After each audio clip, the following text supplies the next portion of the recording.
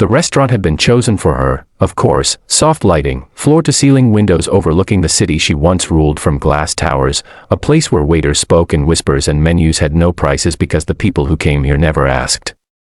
Elena Hart sat perfectly straight in her wheelchair, her spine aligned with discipline rather than comfort, her hands folded neatly in her lap as if the world were watching even though no one dared stare too long. At 32, she was the youngest CEO in the region's tech manufacturing sector, a woman whose name could move markets, but tonight, none of that mattered.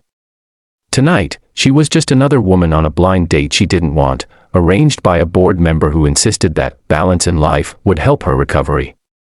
Recovery. The word tasted bitter. 2 years earlier, a highway accident had taken her ability to walk and replaced it with endless physical therapy, polite pity, and a smile she wore like armor. She checked her watch. 7 minutes late. Typical, she thought, already preparing the quiet exit, the polite excuse, the return to solitude where disappointment was predictable and therefore manageable. Then the door opened, and the universe did something reckless. He walked in wearing scuffed boots that still carried traces of oil, dark jeans faded by honest work, and a plain shirt rolled up at the sleeves, revealing forearms etched with grease stains and small scars that told stories no boardroom ever could. His hair was slightly messy, like he'd run a hand through it on the way in, and when his eyes scanned the room, they held none of the practiced confidence she was used to, just curiosity, nerves, and something disarmingly real. He stopped when he saw her. Not the wheelchair. Her. There was a flicker of surprise, yes, but it passed quickly, replaced by a crooked smile that looked like it hadn't been rehearsed in a mirror. "Elena," he asked, voice warm, grounded, like an engine settling into idle. She nodded, bracing herself for the usual, awkward apologies, forced cheer, the silent calculation of whether he could handle this. Instead, he pulled out the chair across from her, sat down, and said, "I'm Jake.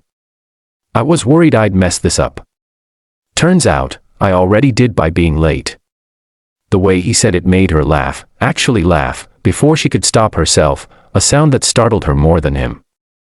Her smile faded just as quickly, replaced by embarrassment, but Jake's eyes lit up as if he'd just witnessed something rare and wonderful. "That's a good sign, right?" he said.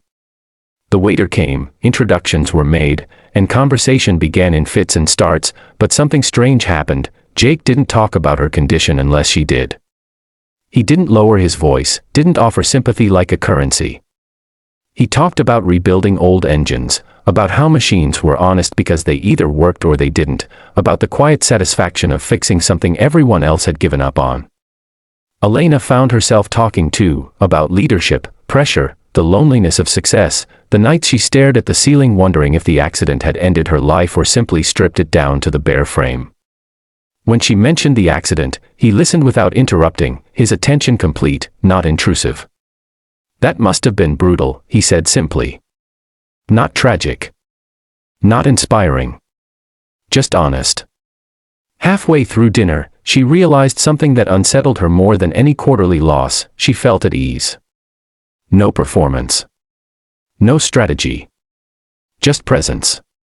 At one point, she caught herself smiling again, this time without fear, and when she noticed Jake watching her, she didn't look away.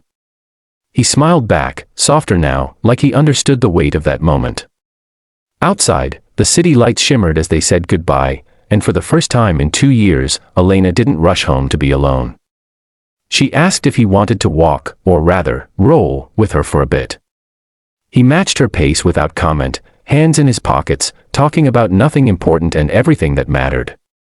When they parted, he didn't promise forever or ask intrusive questions. He just said, "I had a really good time. I'd like to see you again, if you'd like that too." She nodded, surprised by the certainty in her own voice when she said yes. As Jake walked away, Elena sat still, heart pounding, the city humming around her, and realized the disaster everyone expected had turned into something else entirely, a crack in the wall she'd built around her heart. She didn't know what would come next, but for the first time since the accident, she wasn't afraid to find out.